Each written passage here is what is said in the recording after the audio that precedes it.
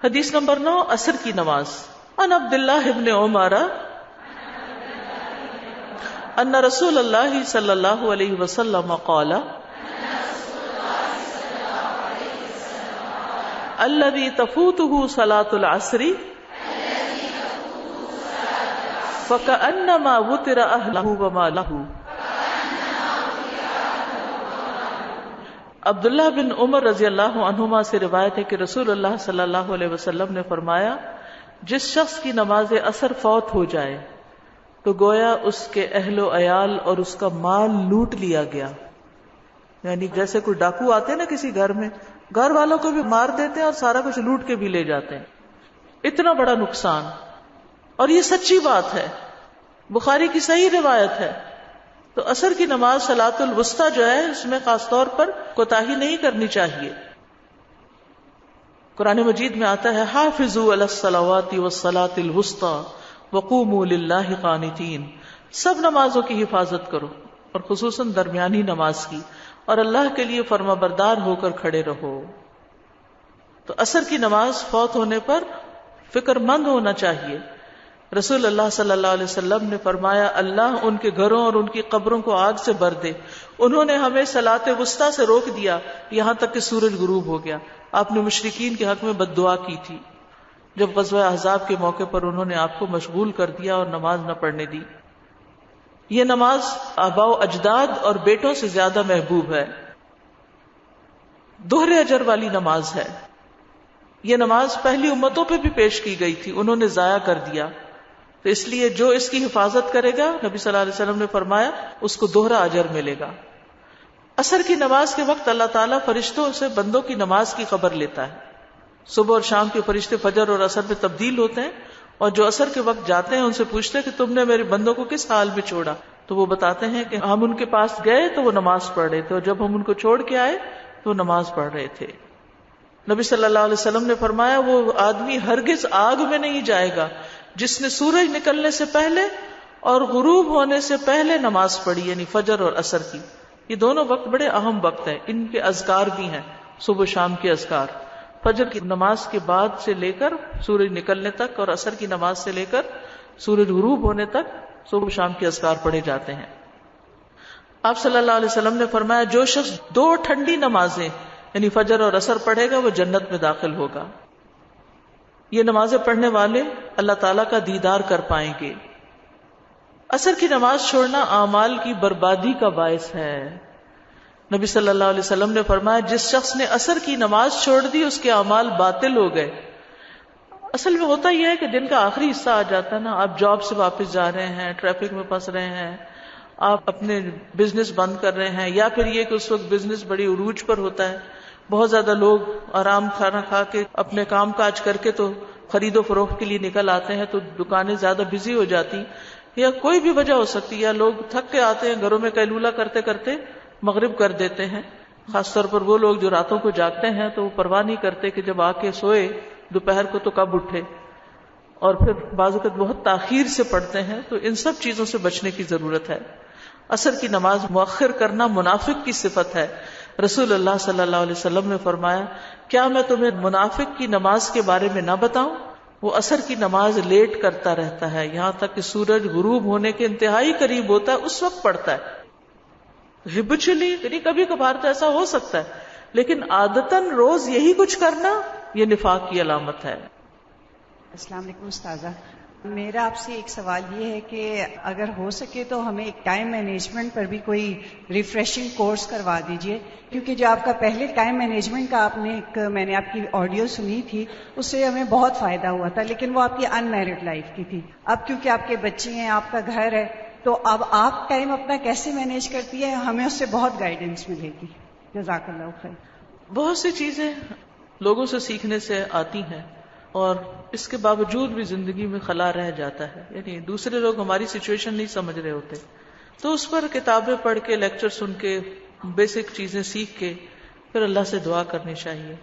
اور میں تو اس پر اتنا یقین رکھتی ہوں کہ واتقوا اللہ ویعلمکم اللہ، اگر ہم سنجیدگی سے کسی چیز کو چاہیں گے نا، اور دل اللہ سے ڈرتا ہو کہ ہم نے یہ کام درست کرنا ہی کرنا ہے اور اللہ ہمیں سکھا دے، تو اللہ ضرور سکھا دیتا ہے۔ آپ کے دل میں ڈال دیتا ہے کہ آپ کس کام کو کیسے کرنے لگے. کچھ چیزیں ایسی ہوتی ہیں جو نہ ہمارے والدین ہمیں سکھا سکتے ہیں، نہ ہی دنیا کا کوئی اور بندہ ہمیں سکھا سکتا ہے، وہ بس اللہ ہی کی توفیق سے ہوتے ہیں. تو اس پہلو کو بھی ضرور مد نظر رکھیے. ٹھیک ہے، علم حاصل کیجئے، سیکھیے، لوگوں کے ساتھ بیٹھ کر ان سے بھی سیکھیے، کتابوں سے بھی سیکھیے، لیکچر سے بھی سیکھیے، لیکن اس اصول کو بھی نہ بھولیے زندگی میں. اللہ سکھاتا ہے. ٹھیک ہے جی استاذہ السلام علیکم. استاذہ جو بھی ٹائم مینجمنٹ کی بات ہو رہی تھی تو وہ جب نماز کی بہت زیادہ فضیلت وغیرہ کے بارے میں پڑھا ہم لوگوں نے، اور نماز کے ساتھ اپنی ڈیلی روٹین کو سیٹ کرنا شروع کیا کہ کہیں جانا بھی ہے تو نماز کے ٹائم کو مائنڈ میں رکھتے تھے. تو پھر وہ بات کیوں ہوتی تھی، اگر کسی نے بلایا بھی ہے تو وہ منہ سے ٹائم کی بجائے یہی نکلتا ہے کہ ظہر کی نماز کے بعد آئیں گے یا عصر کے بعد. تو وہ مجھے 2-3 دفعہ یہ ایکسپیرینس ہوا، بعض دفعہ اگلے کے ذہن میں یہ بات نہیں ہوتی، تو جب ہم لوگ یہ منہ سے بات نکلتی ہے تو ان کو بھی خیال آ جاتا ہے کہ ہاں ٹھیک ہے چلیں پھر تب تک ہم بھی پڑھ لیں گے. بالکل. دوسرا اس کلچر کو رواج دینا چاہیے. جب کوئی ہمیں آکورڈ ٹائم پہ بلائے تو پوچھے ان سے نماز کا کیا ہوگا. بالکل. اور دوسرا آپا میں یہ کہنا چاہ رہی تھی کہ ہم لوگ یہ جو بچہ پیدا ہوتا ہے اور اس کے کان میں جو اذان دی جاتی ہے، ہم اس کو ایک ریچول کی طرح لیتے ہیں، جبکہ پیدا ہوتے ہی اللہ تعالیٰ اس کو بتا دیتے ہیں کہ دیکھو حی علی الفلاح حی علی الصلاح، کہ کامیابی ہے ہی نماز میں. اور پوری زندگی ہم دیکھتے ہیں ہمارے بڑے بھی، ایون ہم بھی اپنے بچوں کو کامیابی کی دعائیں دیتے ہیں، اللہ تمہیں کامیاب کرے، لیکن دھیان کبھی ادھر نہیں جاتا کہ نمازیں جب تک ان کی اسٹرانگ نہیں ہوں گی، نہ ادھر کی کامیابی نہ آگے کی کامیابی. بات آپ نے جو کہی ہے وہ اس میں یہ روایت ذرا ضعیف ہے. ضروری نہیں ہوتا بچے کے کان میں اذان دینا، وہ تو اذان ہوگی ویسے ہی سن لے گا. استاذہ یہ عورت کی نماز جیسے ہے کہ گھر میں افضل ہے، تو ہم جیسے جمعہ وغیرہ پڑھنے جاتے ہیں تو کیا جمعہ کے دن بھی ہمیں گھر میں نماز پڑھنی چاہیے یا وہاں پہ؟ جمعہ تو گھر میں ہوتا ہی نہیں، جمعہ مسجد میں ہوتا ہے. یہ انہوں نے اچھا سوال کیا کہ مردوں کی نماز تو جماعت سے ہے، تو ہم اپنے کچن سے، اپنے کام کی جگہ سے جب وضو کر کے اپنے مصلی پہ جاتے ہیں تو وہی ہماری مسجد ہے. تو ہمیں خواتین کو گھر میں اگلے حصے میں کوئی جگہ مخصوص کر لینی چاہیے جہاں ہم سمجھے کہ ہم بھی مسجد جا رہے ہیں. السلام علیکم استاذہ. اول ٹائم میں جو نماز پڑھی جاتی ہے وہ ہم تو سمجھتے ہیں کہ الحمدللہ 12 بجے کے بعد ظہر کا ٹائم شروع ہو جاتا ہے، عصر کا ٹائم بھی. لوگوں کو جب یہ بتاتے ہیں تو وہ آگے سے کہتے ہیں اذان تو اتنے بجے نہیں ہوتی، تو ان کا کیا جواب دیا جائے؟ انہیں کہیں اتنے بجے ہو رہی ہے کوئی بات نہیں. یہ بات سمجھتے ہیں لوگ، اتنی آسانی سے نہیں سمجھتے کہ ٹائم داخل ہو جائے تو نماز پڑھی جا سکتی ہے، بلکہ پڑھ لینی چاہیے. مسجدوں نے تو اپنے اپنے کنوینئنس کے حساب سے بھی بازو کا ٹائم سیٹ کیے ہوئے ہوتے ہیں. السلام علیکم. وعلیکم السلام. آپا یہ آپ نے بتایا کہ سستی جو ہے وہ منافقت کی علامت ہے. صرف نماز میں سستی یا ہر معاملے میں سستی؟ بولتی جائیں. بعض اوقات ہم جیسے کبھی کبھی بہت ایکٹیو ہوتے ہیں، کبھی کبھی نہیں ایکٹیو ہوتے، کوئی کام کرنے کو دل نہیں چاہتا، تو وہ مجھے تھوڑا سا ہو رہا ہے کہ کیا ہر معاملے میں سستی منافقت کی علامت ہے؟ اچھا، کیا ہر معاملے میں جو سستی کرتا ہے تو منافق ہوتا نہیں؟ اچھی عادت نہیں ہوتی، اس سے پناہ مانگی گئی ہے. اللہم انی اعوذ بک من الہم والحزن والعجز والکسل والی دعا جو ہے یہ پڑھتے رہنا چاہیے. لیکن یہ ہے کہ جو نماز میں سستی کرتا ہے نا، پھر وہ اور چیزوں میں بھی اس کی بس ایک عادت سی بن جاتی ہے. دین سے تو ہمیں یہی پتہ چلتا ہے کہ نماز میں سستی کرنے والا، دوسرے جیسے جہاد کے لیے کال آئی اور اس میں سستی کرنے والے کی منافقین کی جو علامات ہیں اس سے پتہ چل جاتا ہے کہ وہ خیر کے کاموں میں پیچھے رہتے ہیں. یہ جو ابھی بات کہی گئی کہ مجاہد فی سبیل اللہ وہ ہے جو اللہ کے معاملے میں اپنے نفس اور خواہش سے جہاد کرے، یہ جو کتنی اہم بات ہے. یہ بات ہی اصل یہ ہے، جیسے کہیں لکھا ہوا پڑھا کہ جو لوگ بھی متقی ہوتے ہیں یا کامیاب ہوتے ہیں وہ صرف اتنا کرتے ہیں کہ وہ اپنی خواہش نفس کو اللہ کے تابع کر دیتے ہیں. اور ابھی جو انہوں نے ٹائم مینجمنٹ کی بات کی تو اس میں اگر ہم دیکھیں کہ ہم ویسے کسل مندی کا شکار بھی ہیں، ہم نہ تہجد پڑھ پاتے ہیں، نہ ہم صدقہ خیرات زیادہ کر پاتے ہیں، نہ ایکسٹرا نفل پڑھ پاتے ہیں، لیکن ہم ہی وہ لوگ ہیں کہ رمضان میں صرف اپنی لغویات چھوڑتے ہیں، صرف اپنی غیر ضروری کاموں کو چھوڑنے کی وجہ سے ہم جیسے لوگ رات کو 20 نوافل ایکسٹرا پڑھ لیتے ہیں، ہم ہی قرآن کی تلاوت بھی کر لیتے ہیں، ہم ہی لغو سے بچ جاتے ہیں، سستی کاہلی سے بچ جاتے ہیں. تو اصل بات یہی ہے کہ جب ہم اپنی خواہش نفس کو تابع کریں گے اللہ کے، تبھی کسی کام کے بن سکتے ہیں. اور یہ رمضان میں واضح ہو جاتی ہے ہم پہ بات. اصل میں یہ سوچنے کی بات ہے نا کہ یہ زندگی جو ہے نا، یہ اصل زندگی کی تیاری کے لیے ملی ہے، نہ کہ انجوائے کرنے کے لیے. ہم اس پلانٹ پر کچھ دیر کے لیے آئے ہیں کچھ لینے کے لیے، اور وہ کیا ہے؟ نیک اعمال کا ذخیرہ. اور ہر وقت ہمارا دھیان اور سوچ اور خیال اسی چیز کی طرف ہونا چاہیے کہ اور کیا اکٹھا کر لوں، اور کیا نیکی کر لوں، اور کیا اور کیا اور کیا، تاکہ جب میری زندگی شروع ہو تو پھر ہمیشہ کی عیش و عشرت ہو. ہم وہاں کی بجائے یہیں عیش و عشرت کی تلاش میں اپنے آپ کو ضائع کر دیتے ہیں. تو مومن جو ہوتا ہے نا، وہ ہر دم ایک مجاہد کی طرح زندگی بسر کرتا ہے کہ وہ یہاں دنیا کے لیے نہیں جیتا، وہ رہتا یہاں ہے کیونکہ یہاں سے اس نے یہ سب کچھ اکٹھا کر، آخرت میں یہ نہیں ملے گا، یہ یہاں سے ہی ملے گا جو ہمیں وہاں کام آئے گا. تو وہ ہر موقع سے فائدہ اٹھاتا ہے. جیسے کوئی شخص اگر اپنے ملک سے دوسرے ملک جاتا ہے کسی بزنس کے لیے، تو وہ ایک ایک لمحہ اپنے اس پلاننگ میں، اس کام میں، اس بھاگ دوڑ میں گزارتا ہے کہ میں جتنا کچھ اکٹھا کر سکتا ہوں کر لوں، کیونکہ مجھے اپنے گھر جا کے پھر اس کی ضرورت پڑے گی. تو ہمارا اصل گھر یہاں کوئی نہیں ہے، اصل گھر وہاں ہے. یہاں اگر کچھ دنیا میں جو کچھ بھی ہے وہ وہاں کی تیاری کے لیے، چاہے ہمارے ریسورسز ہیں، چاہے ہماری جان ہے، صحت ہے، اولاد ہے، ہر چیز کو اسی کام میں لگا دینا چاہیے. السلام علیکم. وعلیکم السلام. استاذہ میں یہ پوچھنا چاہ رہی تھی کہ اشراق اور چاشت کی نماز ایک ہی ہے یا دو علیحدہ نماز؟ ایک ہی نماز ہے، یعنی سورج نکلنے کے بعد سے لے کے سورج ڈھلنے کے بعد تک کے بیچ کے عرصے میں جو نمازیں ہیں، اول پڑھ لیں تو اشراق کہلاتے ہیں، یعنی شروق کے قریب 15 منٹ بعد، 20 منٹ بعد، اور اگر دھوپ تیز ہو جائے پھر پڑھیں تو وہ پھر ضحیٰ کی نماز کہلاتی ہے. حدیث نمبر 10، نماز بھولنے کا کفارہ. عن انس بن مالک عن النبی صلی اللہ علیہ وسلم قال من نسی صلاۃ فلیصلی اذا ذکر لا کفارۃ لها الا ذلک. مواقیت الصلاۃ میں سے ہے. انس بن مالک رضی اللہ عنہ نبی کریم صلی اللہ علیہ وسلم سے روایت کرتے ہیں، آپ صلی اللہ علیہ وسلم نے فرمایا، جو شخص نماز بھول جائے تو اسے چاہیے کہ وہ یاد آتے ہی پڑھ لے. جو شخص نماز بھول جائے اسے چاہیے کہ نماز یاد آتے ہی پڑھ لے. ہر شخص کی زندگی میں کوئی نہ کوئی ایسا موقع آ ہی جاتا ہے کہ وہ اور کام کرتے کرتے بالکل بھول جاتا ہے کہ مجھے نماز بھی پڑھنی تھی. شیطان اس کو خوب مشغول رکھتا ہے. فرمایا اس نماز کا اس کے علاوہ کوئی کفارہ نہیں، کوئی کفارہ نہیں. بعض لوگ کوئی مر جاتا ہے تو اس کے مرنے پر ہر نماز کے بدلے کوئی 2.5 کلو گیہوں پتہ نہیں کیا وہ نمازوں کا فدیہ دینا شروع کر دیتے ہیں. نہیں، نماز کا کفارہ نماز ہی ہے، کچھ اور نہیں. استغفر اللہ. انس بن مالک سے روایت ہے، صحیح مسلم میں اس کی ایک اور ورژن آتا ہے کہ رسول اللہ صلی اللہ علیہ وسلم نے فرمایا، جب تم میں سے کوئی نماز پڑھنے کے وقت اس سے سویا رہے یا اس سے غافل ہو جائے تو جب اسے یاد آئے، 1 دن بعد آئے، 2 دن بعد آئے، 1 گھنٹے بعد یاد آئے، تو وہ نماز پڑھ لے، کیونکہ اللہ تعالیٰ فرماتا ہے اقم الصلاۃ لذکری، اور میری یاد کے وقت نماز قائم کرو. تو جو نماز بھول جائے یاد آنے پر صرف وہی نماز پڑھنا ہوگی. ٹھیک ہے. ابراہیم نخی کہتے ہیں جس شخص نے ایک نماز چھوڑ دی 20 سال تک اس کو یاد نہ آیا تب بھی وہ صرف اسی ایک نماز کا اعادہ کرے گا. اگلی نماز کا وقت آ جائے تو ترتیب ملحوظ رکھیں، ترتیب ملحوظ رکھیں. مثلا عصر کی نماز چھوٹ گئی اور مغرب کا وقت آیا تو پہلے عصر پڑھے پھر مغرب پڑھے. جابر بن عبداللہ سے روایت ہے کہ عمر بن خطاب رضی اللہ عنہ غزوہ خندق کے دن سورج غروب ہونے کے بعد آئے اور وہ کفار قریش کو برا بھلا کہہ رہے تھے. کہنے لگے اے اللہ کے رسول، سورج غروب ہونے کے قریب ہے اور میں نے عصر نہیں پڑھی. اس پر نبی صلی اللہ علیہ وسلم نے فرمایا اللہ کی قسم میں نے بھی یہ نماز نہیں پڑھی.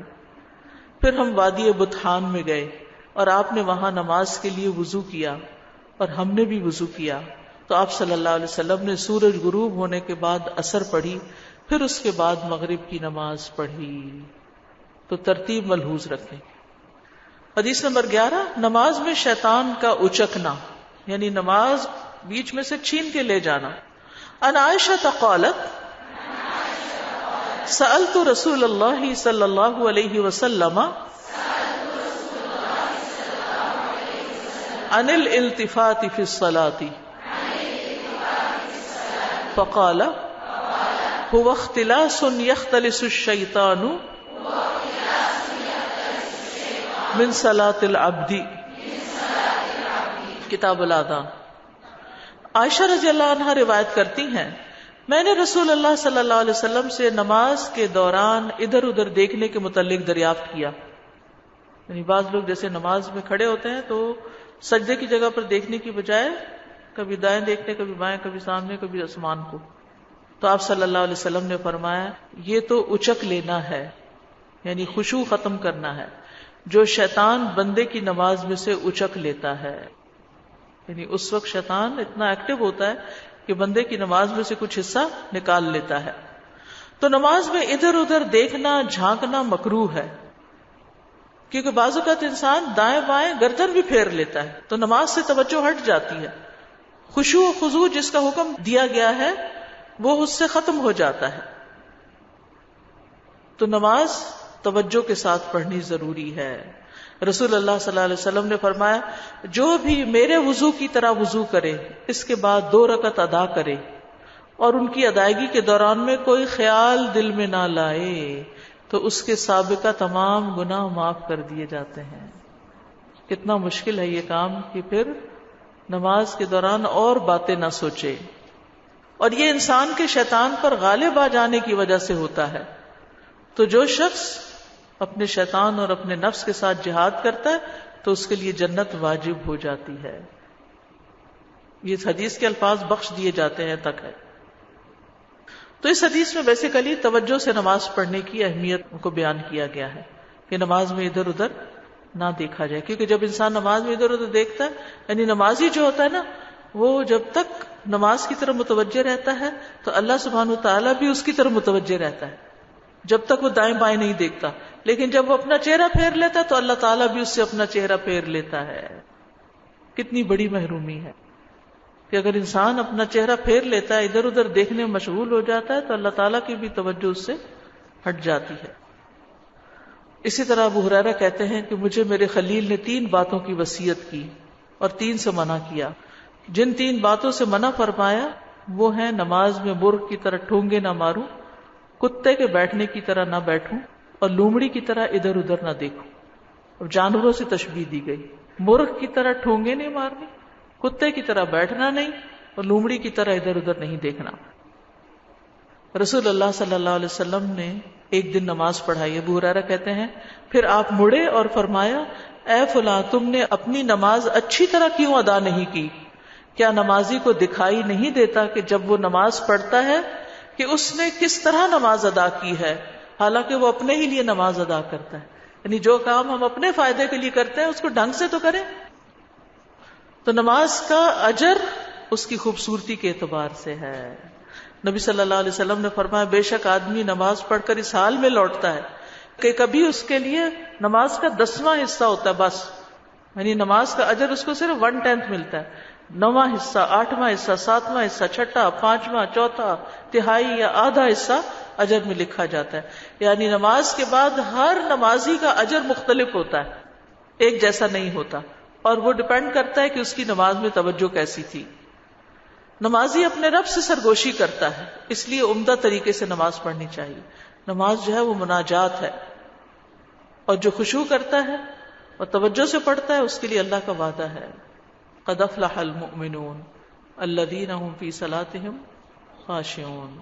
لیکن شیطان حائل ہو کر خشوع ختم کرتا ہے, اور اس شیطان کا نام کیا ہے؟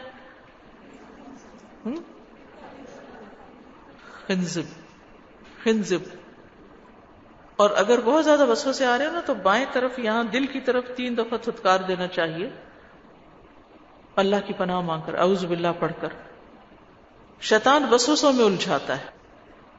پھر یہ کہ ادھر ادھر دیکھنا نہیں چاہیے, اور نماز میں جو چیزیں خلل ڈالیں ان کو ہٹا دینا چاہیے, چاہے جائے نماز ہو, چاہے کوئی ڈیکوریشن پیس ہو, چاہے کوئی شیشہ ہو, یا کوئی بھی چیز.